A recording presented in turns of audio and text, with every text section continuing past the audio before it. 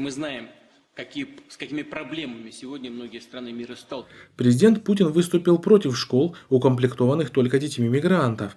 Об этом он заявил на заседании Совета по межнациональным отношениям, передает ТАСС. В некоторых европейских странах, да и в Штатах тоже, повторяю, там, когда уровень детей-мигрантов в школе достигает определенного процента,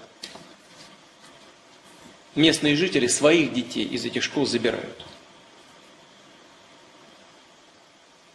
Сейчас не буду останавливаться на причинах, я думаю, что каждому взрослому человеку они понятны.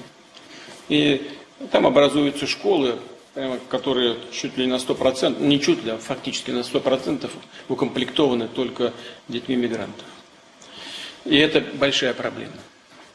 Значит, нам нужно иметь в виду вот эту практику и ни в коем случае не допустить в России развития событий подобного рода. По словам Путина, доля детей мигрантов в школах должна быть такой, чтобы дети мигрантов интегрировались в русскую культуру.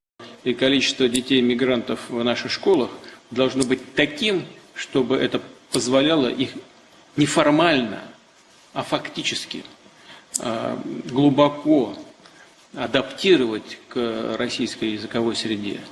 Но не только к языковой, культурной вообще. Чтобы они могли погружаться в систему наших российских ценностей.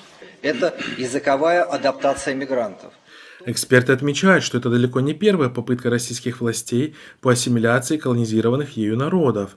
В условиях демографического кризиса, за которым следует серьезная нехватка рабочей силы, место, по сути, вымирающего местного русского населения занимает миграция как из мусульманских регионов России, так и из стран Центральной Азии. Причем последние приносят с собой высокую степень религиозного самосознания, которую сохраняют и впоследствии.